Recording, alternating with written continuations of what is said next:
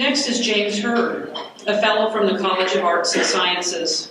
James is a 1967 graduate with a bachelor's degree in music.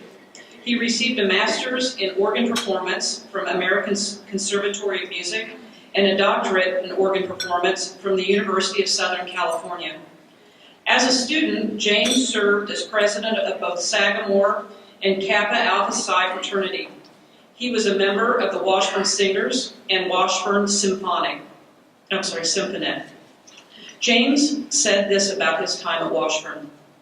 As I started taking music courses and organ lessons, I realized I wanted to do exactly what my organ professor, Max Ellsbury, was doing. Teaching college, supervising the music, playing a pipe organ for a large church, and presenting organ concerts. Today I find myself doing that and more. Hurd has served as organist and director of music for churches and organizations in Topeka, Chicago, and Los Angeles. He is currently a professor of music at El Camino College in Torrance, California. He is also the organist and music director at St. Andrew's Presbyterian Church in Redondo Beach, California. Lifelong friend Lewis Morris said, "It's been a long journey from when we waited for you to finish your music lessons so you could join us to play ball. Back then, I thought you wouldn't make it whenever I heard a sour note, but you proved me wrong, and I'm very glad with your success." James is an active member of the American Guild of Organists and has performed all across the United States and Europe. The First Presbyterian Church of Inglewood awarded him the status of a living legacy after he served as music director from 1973 to 1996. The Los Angeles Museum of Torrance has invited James to speak on his experiences as a student at Monroe Elementary School in Topeka during the Brown versus Board of Education Supreme Court decision. Lifelong friend and former classmate Walt Hilmer said, "Your brilliant talent as an accomplished musician captivates everyone who is privileged to hear one of your concerts. You have achieved outstanding professional recognition and significantly influenced hundreds of students in their appreciation of music and journey to become accomplished musicians." Roger and Juanita Wilson, also childhood friends, said this about James. "Your success has come not only from God-given talent, but from dedication and hard work. You are well deserving of the inclusion in this special group. Your parents would be very proud of your induction, and I'm sure that somehow they are looking down on you and saying, 'Well done, James, well done.' We are pleased to honor James Hurd as a Washburn Alumni Fellow."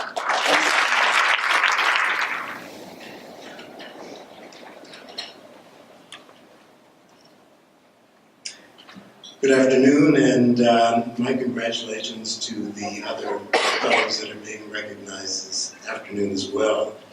To President Farley and Dr. Laura Stevenson of the College of Arts and Sciences, to Dr. Anne-Marie Snook, head of the music department, I want to thank you for this honor you have bestowed upon me. It has been said that the past teaches us, the present tests us, and the future rewards us. And my goal has been to pass this message on to my college students as well. There are so many places where I was taught, and that includes Calvary Baptist Church here in Topeka, Kansas. And it was one of the few African-American churches in Topeka that had a pipe organ. And Monroe School, the location of Brown versus the Board of Education event, which occurred during my time there as a student. These experiences I will never forget. However, one that will also remain special is Washburn University.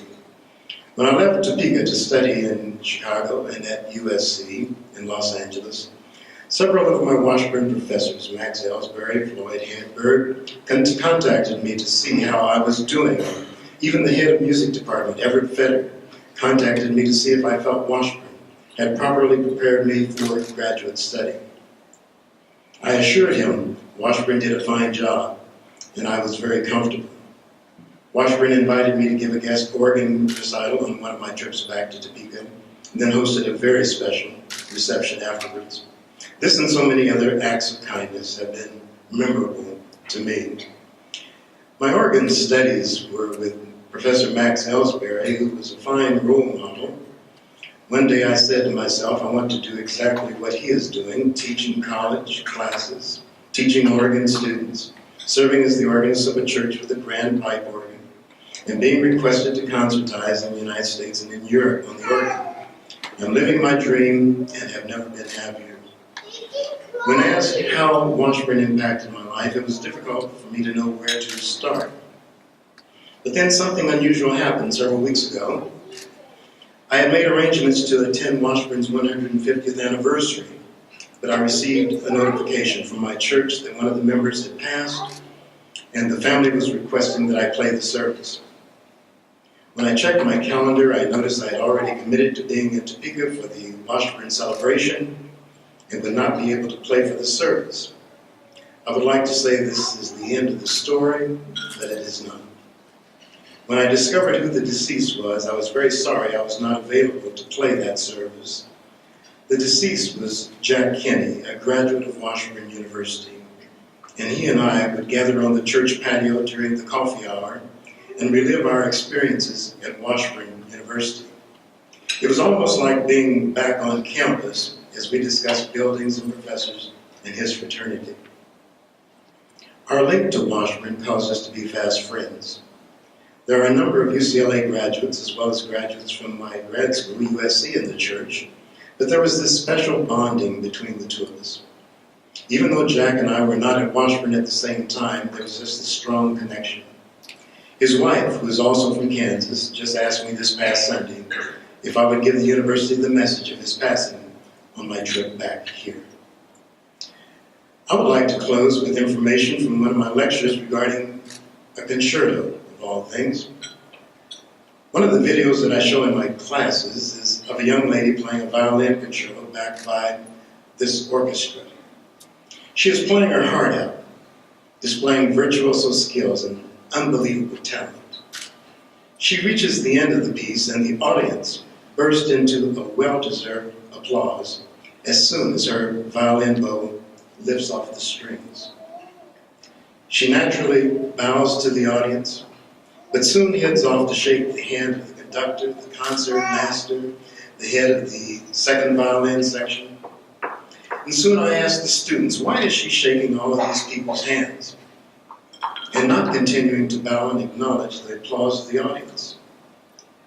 This is something the students find hard to explain, because this is rare in their types of music, and they're not sure what this is all about. Finally, I mentioned to the class, it is her way of saying, I couldn't have done it. I couldn't have done it. I couldn't have done it without you. I've returned to Washburn University to say those exact words. I couldn't have done it without you, and for all you've done, I'm eternally grateful. Thank you.